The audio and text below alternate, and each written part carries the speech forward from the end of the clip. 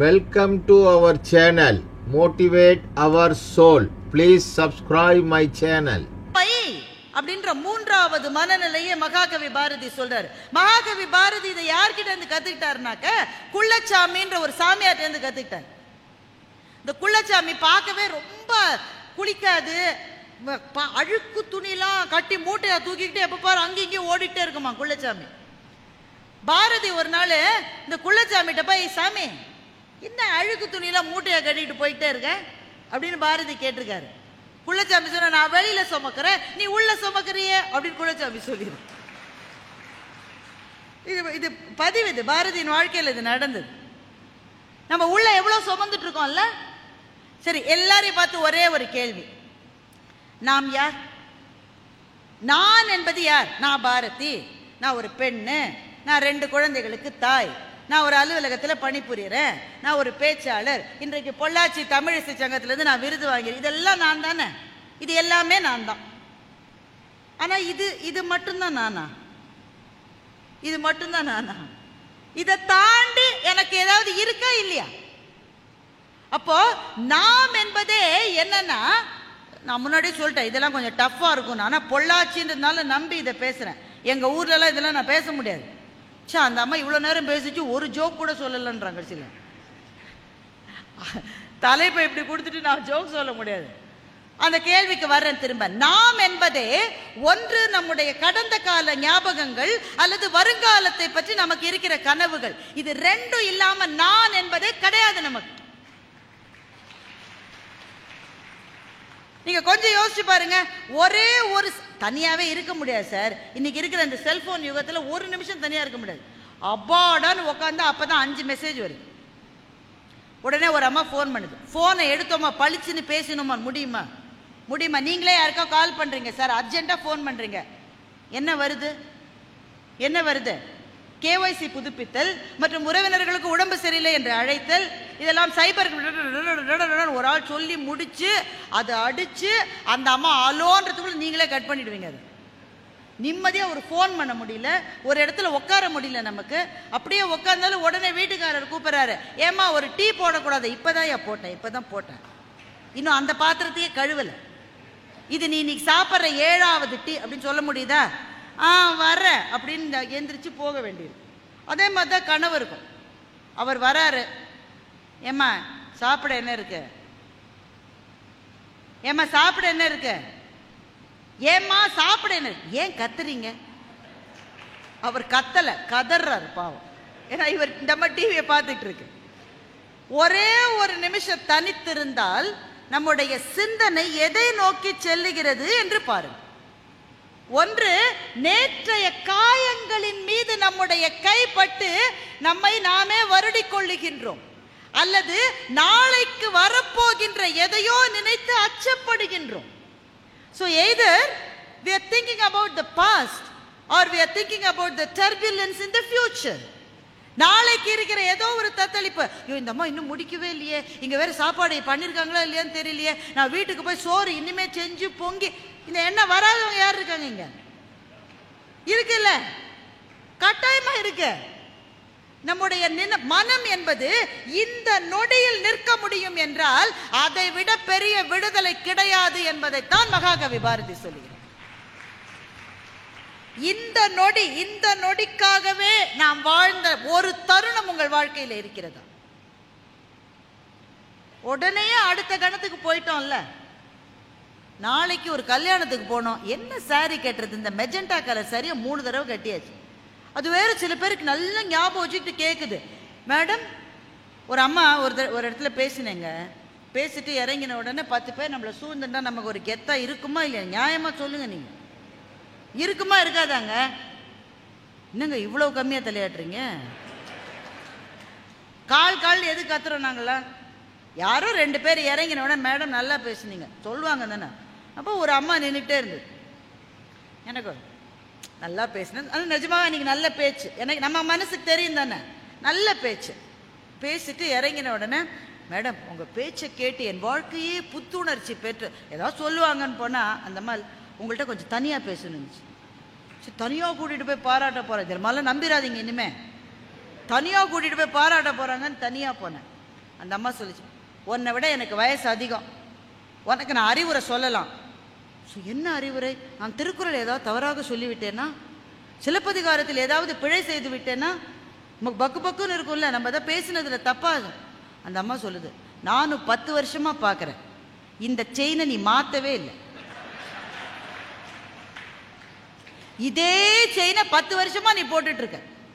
சரி, கம்மலையாவது மாத்துவேன்னு நான் பார்க்குறேன், அதையும் நீ மாற்ற மாட்டேங்கிற.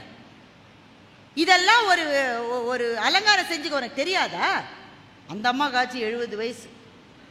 இப்போ எல்லாருமே என் பேச்சைத்தான் கவனித்தார்கள் என்று நான் நினைப்பது எவ்வளவு பிழை பார்த்தீங்களா? அந்த அம்மாவுக்கு நான் செயினையும் தோடலையும் மாத்தலன்றது பெரிய விஷயமா இருந்திருக்கு அந்த அம்மாவுக்கு.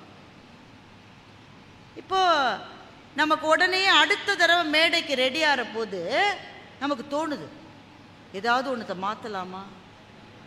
அந்த அம்மா வேற சொல்லியிருக்கேன். அப்போ நம்ம சிந்தனைகள் எப்படி இருக்கு? ஒன்று, நேற்றைக்கு நடந்ததை பற்றி கவலைகளினுடைய பிராண்டல்கள், அல்லது நாளைக்கு என்ன வருமோ என்கின்ற தவிப்புகள். இந்த கவலையினுடைய பிராண்டல்களுக்கும் நாளையினுடைய தத்தளிப்பை பற்றிய சில அவநம்பிக்கைகளுக்கும் இடையிலேயே வாழ்ந்து ஒரு முழு வாழ்க்கையையும் கழித்து விடுகின்றோம். 80 வருஷம் 90 வருஷம் வாழறோம். ஒரு நொடி, ஒரே ஒரு நொடி, அந்த ஒரு நொடிக்காக மாத்திரமே வாழ்ந்த வாழ்க்கை என்பது யாருக்கு கிடைக்கிறது? அப்படி யாருக்காவது கிடைத்தால் அவர்கள் அந்த வாழ்க்கையை முழுவதுமாக நேசிக்கலாம். ஏனென்றால் அந்த வாழ்க்கை களி. அதைத்தான் மகாகவி சொல்லுகிறார், தோன்றி மறைவது வாழ்க்கை, துன்பமோடு இன்பம் வெறுமை என்ற மூன்றில் எதுவரினும் களி மூழ்கி நடத்தல் பரமசிவமக். எல்லாமே சந்தோஷம்தான். இந்த மனநிலை நமக்கு வந்துருச்சுனாக்க வாழ்க்கையின் மீது நம்பிக்கை வரும். இந்த மனநிலை. ஏன்னா வாழ்க்கை மீது ஏன் நம்பிக்கை வரல? அவன் எனக்கு தப்பு பண்ணிட்டான், இவன் எனக்கு தப்பு பண்ணிட்டான், அவன் சரியில்லை, இவன் சரியில்லை. நீ இப்ப என்ன பண்ணிட்ட? எல்லாத்துலயும் டிட்டாச் ஆயிட்ட, நீ தனியா நிக்கிற. அவனை பார்த்தா எனக்கு பரிதாபமா இருக்கு, பரிதாபமா இருக்கு. சில பேர் ரொம்ப பொறாமப்படுறாங்க சார், சில பேர் ரொம்ப பொறாமப்படுறாங்க. என்ன ஒரு 10 நிமிஷம் எடுத்துக்கலாமா? டைம் ஆயிடுச்சு. சரி, அவர் முழு மனசா சொல்லலை, அதாவது 5 நிமிஷத்துல முடிச்சு. சில பேர் ரொம்ப பொறாமப்படுறாங்க. நமக்கு வெற்றியே அடையலை. இன்னும் நாமே தட்டு தடுமாறி முதல் கட்டத்தில் தான் படி வச்சிருக்கோம், அதுக்குள்ள அப்படி பொறாமப்படுறாங்க. கண்ணதாசன் அவர்களை பார்த்து ரொம்ப அழகா சொன்னாரு, இக்கரைக்கு அக்கறை பச்சை. என்ன பாட்டு தெரியுமா? அந்த மாதிரி ஒரு பாட்டுலாம் இனிமே வராதுங்க. அதுதான் இக்கரைக்கு அக்கறை பச்சை. என் வீட்டு கண்ணாடி என் முகத்தை காட்டவில்லை, இக்கரைக்கு அக்கறை பச்சை. என் கண்ணாடி என் முகத்தையா காட்டுது? ஒருத்தன் கார் வாங்கியிருக்கான், தொடச்சு தொடச்சு அழகா வச்சிருக்கான், அதில் சின்ன கீரல் வந்தால் கூட உயிரை போற மாதிரி தொடச்சு தொடச்சு தொடச்சு வைக்கிறான். திடீர்னு காரை துடைக்கிறத நிறுத்திட்டான். ஏங்க 6 மாசம் தொடச்சு தொடச்சு வச்சிருந்தீங்க, ஏன் நிறுத்திட்டீங்க? பக்கத்து வீட்டுக்காரன் அதை விட பெரிய கார் வாங்கிட்டான். அப்போ இவன் காரை இவன் பார்க்கல, அவன் காரை தான் இவன் காரில் இவன் பார்க்கறான். என் வீட்டு கண்ணாடி என் முகத்தை காட்டவில்லை, இக்கரைக்கு அக்கறை பச்சை. கடல் மீது வீழ்ந்தவர்கள் வீழுங்கள், கனி மீது வீழ்ந்தவர்கள் உண்ணுங்கள், வழிச்சாலை கண்டவர்கள் செல்லுங்கள், போக வழியின்றி இருப்பவர்கள் நில்லுங்கள். அவனுக்கு என்ன கிடைச்சதோ அதை வச்சு சந்தோஷமா இருடான்னு கண்ணதாசன் நமக்கு சொல்லுகின்றான்.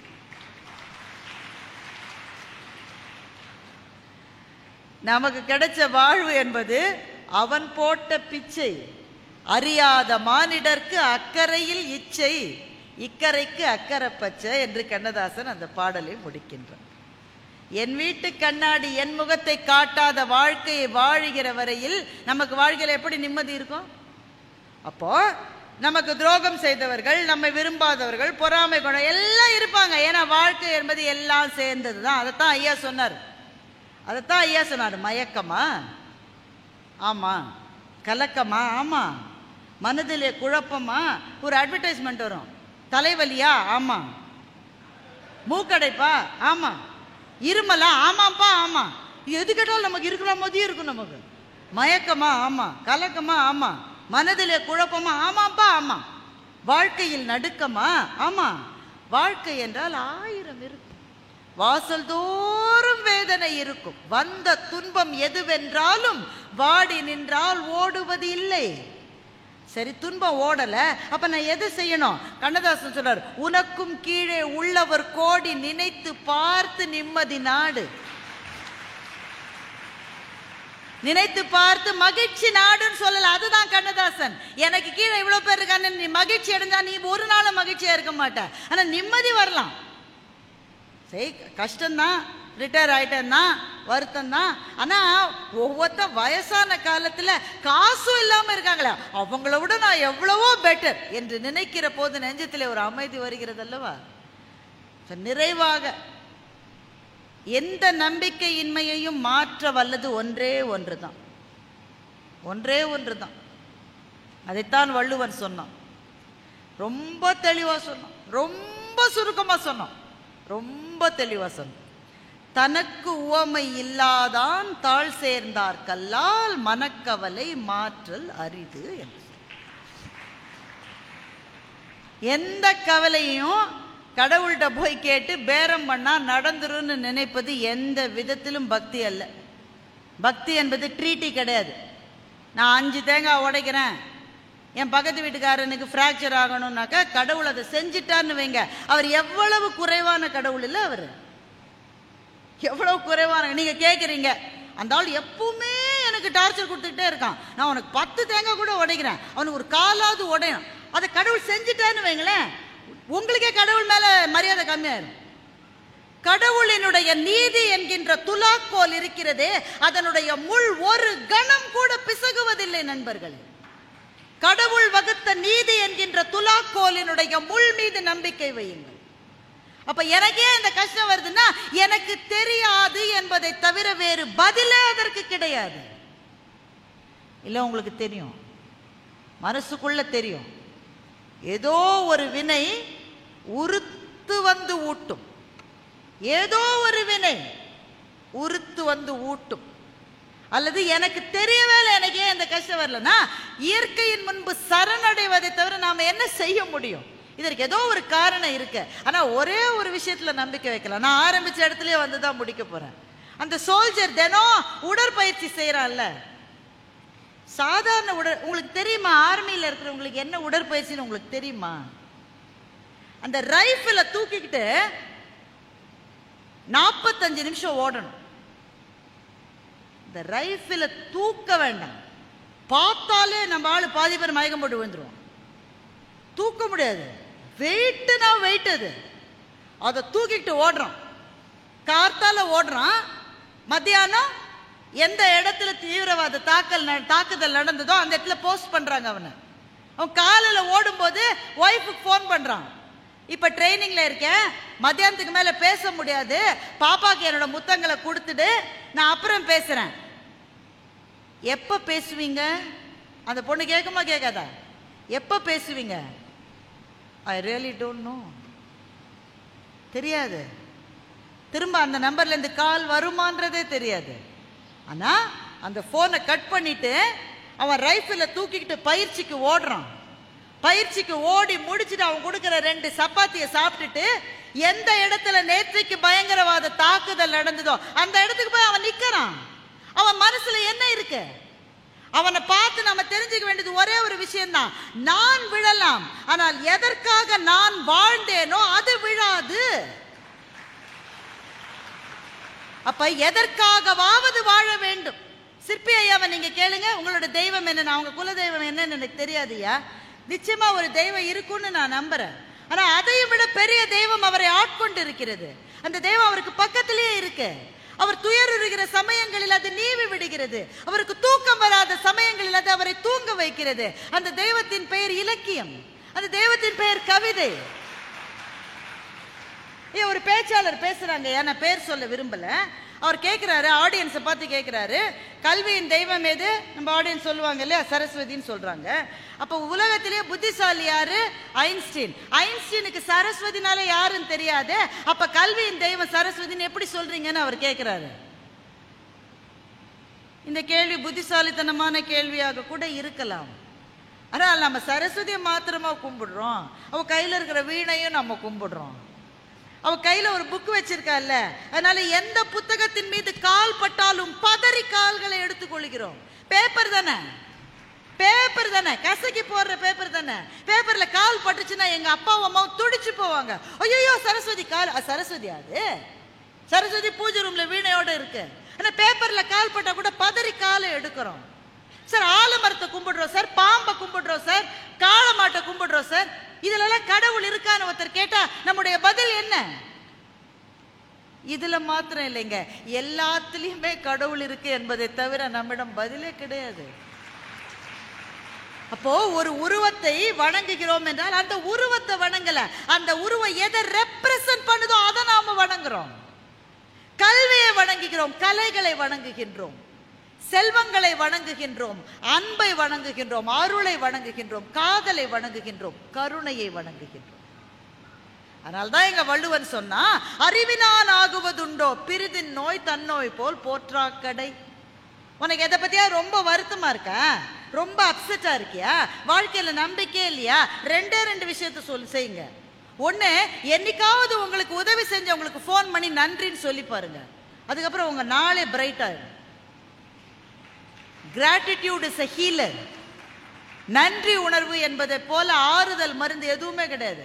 யாருமே ஹெல்ப் பண்ணாமல இவ்வளவு தூரம் வந்திருக்கோம். யாரோ ஒருத்தர் நமக்காக ஹெல்ப் பண்ணாங்கல்ல, அவங்க எங்க இருக்காங்கன்னு தெரியாது, தேடி பிடிச்சு, ஐயா நான் காலேஜில் படிச்சப்போ நீங்க தான் பணம் கட்டினீங்க. அப்படியா தம்பி, எனக்கு ஞாபகம் இல்லையா, ஐயா உங்களுக்கு நன்றி சொல்றதுக்கு தான் கால் பண்ணேன். போனை வச்சுட்டு அவருக்கு சந்தோஷம் இருக்கோ இல்லையோ, நன்றி சொன்ன உங்களுக்கு எவ்வளவு சந்தோஷம் இருக்கும் தெரியுமா? Gratitude is a healer. அதே மாதிரி கடைக்கோடியில் இருக்கிற யாரோ ஒருத்தனுக்கு ஏதோ ஒன்றத்தை கொடுத்து பாருங்களேன், வாங்கினவனுக்கு பெரிய சந்தோஷம் இருக்காதுங்க. கொடுத்தவனுக்கு இருக்கிற சந்தோஷம் வாங்கினவனுடைய சந்தோஷத்தை விட அதிகம். அப்போ நம்பிக்கையின்மை என்பது ஒரு கூரிய கத்தி, அதனுடைய முள் நுனியில் தான் நாம் நிற்கின்றோம். ஆனால் அதற்கு பிறகு வாழ்க்கையை திரும்பி பார்த்தால் தான் தெரிகிறது இந்த வாழ்க்கை எவ்வளவு அபூர்வமானது என்று தெரிகிறது. ஒண்ணு நீங்க செய்வனா, ஒரு நாள் அஸ்தமனத்தின் போது சூரியனை போய் பாருங்க. சூரியன் விழப்போகிறான், அவனை போய் பாருங்க. இரு கைகளையும் கூப்பி இந்த ஒரு நாளை எனக்கு கொடுத்தியப்பா ரொம்ப நன்றின்னு சொல்லி பாருங்களேன், வாழ்க்கை அழகாயிரும். நமக்கு கிடைத்திருக்கிற ஒவ்வொரு நாளும் அழகானது. நமக்கு கிடைத்திருக்கிற உறவுகள் குறைகள் இருந்தாலும் கூட மிக அழகானது. நமக்கு கிடைத்திருக்கிற வாழ்க்கை என்பது அபூர்வத்திலும் அபூர்வம். இதை சொல்லுவதற்கு எல்லாரையும் விட எனக்கு தகுதி இருக்கிறது. முடிய போகிற தருணத்திலிருந்து திரும்ப வாழ்க்கைக்குள் வந்த எனக்கு அந்த தகுதி இருக்கிறது என்று நான் நினைக்கின்றேன். கையிலே கிடைக்காத ஒன்று இந்த வாழ்க்கை, கையிலே கிடைக்காத ஒன்று இந்த நாள். இந்த நாளை சந்தோஷமாக வாழ்ந்தால் இனி எல்லா நாளும் மகிழ்ச்சியாகவும் நம்பிக்கையாகவும் இருக்கும். வாழ்க்கை என்பது சுமக்கப்பட வேண்டிய ஒரு சிலுவை அல்ல. வாழ்க்கை பாதை என்பது கல்வாரி மலை பாதையும் அல்ல. அது ஒவ்வொரு நாளும் பூக்கள் மலருகின்ற ஒரு அபூர்வமான செடி, ஒவ்வொரு நாளும் புது நீர் ஊறுகின்ற சுனை, ஒவ்வொரு நொடியும் நிறம் மாறுகின்ற ஒரு மேகம்.